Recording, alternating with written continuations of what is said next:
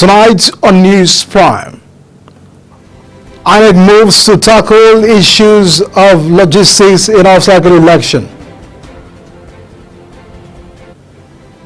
RDPZ CBN scraps free withdrawal for customers using off-banks ATMs. On the first scene, World Health Organization launches platform providing the cost-free cancer medicines. And on sports, Arena Slot says his Liverpool players ready for another battle.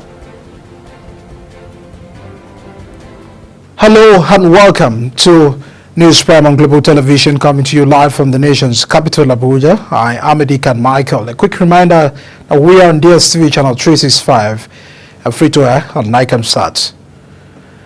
Chairman of Independent National Electoral Commission, Professor Mahmood Yakubu, says addressing the logistics of the upcoming elections in Nigeria is a commission's priority. He hinted that the electoral umpire has outlined various strategies to ensure a smooth electoral process, highlighting the need for efficient transportation of voting materials and proper training for electoral officials. He said this while addressing the Interagency Consultative Committee on Election Security in Abuja. Our correspondent has a report. We'll bring that report very shortly. The House of Representatives has directed the Nigerian Communications Commission to suspend the recent 50% hike in telecommunications tariffs. The lawmaker cited the economic hardship being experienced by Nigerians owing largely to the removal of fuel subsidies. The decision of the House was a sequel to the adoption of a motion of urgent public importance sponsored by a member of the People's Democratic Party. And now, in commemoration of the 100 days in office, the Minister of Trade and Investment, Dr. Jumoke Odewale, and the Honorable Minister of State for Industry, Senator John Enoh, has hosted a two-day ministerial retreat. The retreat was designed to present Ministry's 2025 roadmap, bringing together chief executive officers of the 20 agencies under the ministry and directors of the ministry for a strategic discussion on the future of industry, trade and investment in Nigeria. Sharon Ajay has the details. Honorable Minister of Industry, Trade and Investment, Dr. Jumoke Odewale, says within the first 100 days in office, the ministry has had consultations with the top 100 exporters in Nigeria, as well as small and large businesses in Nigeria, while implementing an already stated action plan. 100 days has been jam-packed. We believe that we have delivered quite a bit of impact for Nigerian businesses. The first thing we did was to focus on businesses operating in Nigeria. Investment retention is extremely important, so we decided to give them maximum attention. We started with Nigerian exporters in November. The 100 top exporters in Nigeria, we had a ministerial consultation with them. Of course, I had known a lot of their challenges from the PEDEC, but it was important to come up with an action plan. So we started implementing that action plan, and I think they'll bear witness. Even with the implementation, the approval of the National Single Window Project, that's part of it, the trade facilitation. And so this administration has been on that. We also continue to speak with MSMEs and bigger businesses. We took some time to map out what our trade policy review should look like. At the end of November, at the end of October, we had our WTO review, which is once in 7 years. And we had over 400 questions from different countries, which signifies the interest in Nigeria's economy.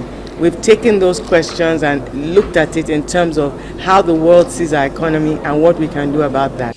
Funshaw Phillips, president of Phillips Consulting Limited, emphasized the importance of optimal performance by the agencies, stressing that it is crucial to meeting the needs and expectations of the general public. Actually, we are here now in 3 states of the Federation. As you are aware, the problem also manifests itself during party primaries for the election of candidates. In the same way that voters are targeted at polling units on election day, so too is delegate buying at the venues of congresses and conventions for the election of candidates. The National Security Advisor, Nuhu Ribadu, speaking through the Director of Internal Security, Hassan Yahaya, sued for cooperation between security agencies and need for rapid incident response, which will enhance election security.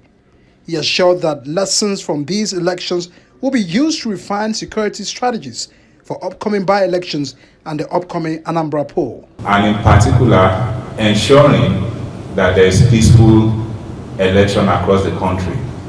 The Nigerian Police Force, under the Inspector General of Police IGP Kayode Egbetokun, will continue to provide adequate security for all INEC staff and INEC materials during all elections nationwide. And the Nigerian Police Force, in collaboration with other security agencies, will... By the member representing as Kerry Obara, Federal Constituency in Borno State, Midala Balami, Federal Constituency in Borno State, Midala Balami. Balami informed the House of the recent attack by the Boko Haram insurgents and the Yakawa communities in Awood local government area of Borno State, which resulted in a tragic loss of lives, destruction of properties, and displacement of innocent residents. We'll now get back to the Borno State as the governor has made some moves in respect to identity of the state. The Symbols Committee was inaugurated on the 20th of January 2025 with the task of screening unique identities for the state, including its logo, anthem, and flag. 14 days after, the committee is done with the task of screening entries and are here to present their reports. Chairman of the screening committee, retired Justice Augustine Utaha, while presenting their final choices, said the initiative of selecting unique identities for the state is long overdue. Retired Justice Utaha, who described the initiative as a remarkable one, noted that it further demonstrates the governor's quest to develop the state as evident in his policies and programs aimed at improving the well-being of the populace. Your commitment to infrastructure development is legendary. Your focus on agriculture is inspiring, and your attention to human and capital development is most welcome. Governor Hyacinth Alia, who appreciated the committee for the timely completion of their mandate, said the symbols are important tools for the promotion of the state's identity, heritage, and culture. He assured the people that the symbols will be used to brand Benue State to attract tourism and investment opportunities. And I would also like to appreciate everyone who made entries for the state symbols. Your creativity, imagination, and enthusiasm are what made this project a success. Whether your entry was selected or not, please know that your contribution is valued and appreciated. An executive bill is to be submitted to the State House of Assembly for passage into law and assent by Governor Alia to become official state symbols. In Makudi, Felicity Ndere, reporting for Global TV News. And now the National Agency for Food and Drug Administration and Control, NAFDAC, has sealed the Idumota open drug market in Lagos State. NAFDAC says it is part of its ongoing effort to eliminate fake ads of standard medicines in the country. The agency's Director of Investigation and Enforcement, Shaba Mohammed, told journalists during an enforcement exercise that led to the closure of shops. The Nigerian Labour Congress has lamented that most governors abandon their states and live permanently in Abuja, the Federal Capital Authority, while the people they ought to govern are facing hardship. President of NLC, Joe Ajero, said this in what appeared to be a town hall meeting with workers at the NLC Secretariat in Lokoja, Kogi State. The Congress leadership is in Kogi State to deliver and commission 10 compressed natural gas buses provided by the state chapter of the Congress to ease transportation problems.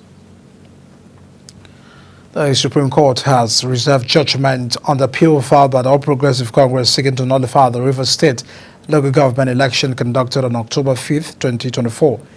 During the proceedings, the Apex Court announced that a date for the judgment will be communicated later after all parties in the suit adopted their process. Justice Peter Lifu of the Federal High Court in Abuja had previously restrained the Independent National Electoral Commission from releasing the voters' register to Rivers State Independent Electoral Commission for the conduct of the election. Oyo State government, in partnership with the United Nations Children's Fund, UNICEF, has launched a 4-year multi-sectoral strategic plan of action on food and nutrition to tackle malnutrition and hunger among children and women in the state. The state's Commissioner for Budget and Economy Planning, Ms.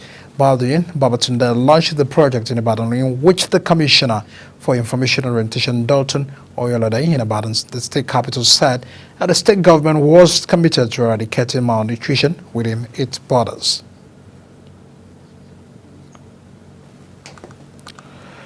And away from that, the Nigeria Railway Corporation, in partnership with APM Terminals, has expanded cargo movement from the Apapa port in Lagos for Nigerian Railway Corporation's freight yard in Moniya, Ibadan, Oyo State.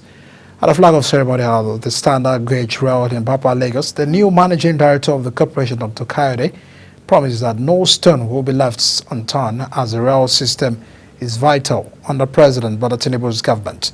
He says this collaboration aims to enhance logistics efficiency, increase rail transport capacity, offer a more sustainable, cost-effective solution for cargo movement, and decongest the Apapa port.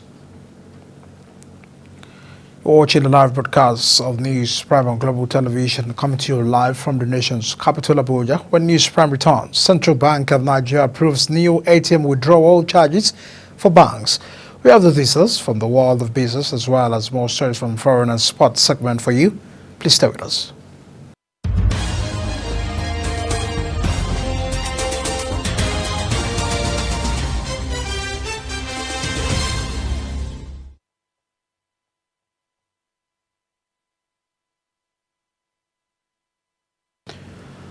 Welcome back and many thanks for staying with us. The Central Bank of Nigeria has scrapped free withdrawals from customs using other banks' automated teller machines.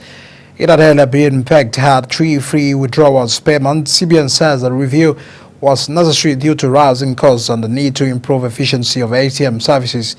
However, withdrawals made from the customers' bank ATM terminals will remain free. Our Minister of Aviation and Aerospace Development, Festus Keyamo, has amended the bilateral air service agreement between Nigeria and the United Arab Emirates. In a statement by Special Advisor on Media and Communications to the Minister, Tunde Moshood, said the agreement was reached during the Global Implementation Symposium in a meeting with the Minister of Economy, Abdul Obin. Moshood also noted that the signing of the amended builds on the last year's negotiation, ensuring a reciprocal right for both countries and foster deeper aviation collaboration. And a more update on the world of business. The Nigerian National Petroleum Company Limited is considering fresh premium motor spirit price reduction as Mrs. Filling Station, in partnership with Dangote Refinery, has announced a fuel pump price cut. The National President of Petroleum Product Retail Outlet Association, Billy Ari, and spokesperson for the Independent Petroleum Market Association of Nigeria, Chinedu Okadike, said the Nigerian National Petroleum Company Limited has no choice but to reduce the petrol retail price. The Securities and Exchange Commission has announced plans to sanitize state government on investment opportunities in the capital market as part of efforts to drive wealth creation and economic growth. The Commission's Director General Emotomi Agama disclosed this during a meeting with a delegation from the World Bank Group and the International Finance Corporation in Abuja. Agama said that the Commission aims to enhance the understanding of financial markets, investment strategies, and regulatory frameworks among state government to help them maximize their economic potential. Moroccan Investment and Export Development Agency has expressed its intention to mobilize investors for direct investment in agriculture and green energy in Yobe State. This development was announced by the head emerging industries at the agency when he received the Yobe State delegation led by the Secretary to the State Government, Baba Malam Wali, in Rabat, Morocco. According to the Yobe's rich agricultural resources, including seeds and gum Arabic, have immense potential and value in international markets. Now taking a look at the market, the Asian market struggle at the traders kept Benevol's eye on Donald Trump's next moves as they sign off on tariff for steel and aluminium import and one of more measures to come. All three main indexes started on weak and the front foot, but Asia struggle to maintain its momentum with Hong Kong, Shanghai and Singapore, Mumbai and Manila falling. The president has lived up to his campaign pledges to resume his hardball trade diplomacy to extract concession on a range of issues including commerce, immigration and drug trafficking. And on the foreign scene, a private jet owned by the Motley Crue lead singer Vince Neil remanded another plane on the runway at Scottsdale Airport in Arizona, leaving one person dead. A report says it collided with a Gulfstream 200 parked at a nearby ramp, and 4 people were on the Rajet, which was flying from the Austin, and one was on the Gulfstream, according to officials. Apart from that, the World Health Organization launched a new platform providing cost-free cancer medicine for thousands of children living in low and middle-income countries in the bid to improve lagging survival rate. The first medicines were being delivered to Mogila, and the WHO says with further shipment planned for Ecuador, Jordan, Nepal and Zambia as part of the project's pilot phase. South Korea's suspended President Yoon Suk-yeol has blamed what he called malicious opposition for his decision to declare martial law. Yeol told the court that their refusal to applaud him or shake his hand exposed the plans to sabotage his government. A former prosecutor plunged democratic South Korea into a political turmoil when he declared martial law on December 3rd, suspending civilian rule and sending soldiers to parliament. The ceasefire between Hamas and Israel appeared increasingly fragile after President Trump warned how hell would break loose unless Hamas release every Israeli hostage by the weekend. The truce in place since January 19 largely altered more than 15 months of fighting in the Gaza Strip. It saw 5 groups of Israeli hostages freed in exchange for hundreds of Palestinian prisoners. However, tensions spiked after Trump proposed taking over Gaza and removing it more than 2 million inhabitants. To sport, Hannes Slot said his Liverpool players are ready for another battle as they prepare to take on Everton in the final derby at the Goodison Park. Down the Premier League, leaders have struggled to win at the home of their neighbours in recent years. With 9 of the past 12 games, they're handing a draw. Slot preparing for his first and last derby at Goodison believed that the emotion of the occasion on Wednesday will add to Liverpool's challenge. And as we wrap up the news prime, let's take a look at some of our top stories. We told you earlier the chairman of Independent National Electoral Commission, Professor Mahmoud Yakubu, says that addressing the logistics of the upcoming election in Nigeria is the Commission's priority. On the business day, Central Bank of Nigeria, CBN, has scrapped free withdrawals for customers using other banks' automated teller machines. And the first thing we told you, the World Health Organization launched a new platform providing cost-free cancer medicines for thousands of children living in low and middle-income countries. And finally, Hannes Slot said his Liverpool players are ready for another battle as they prepare to take on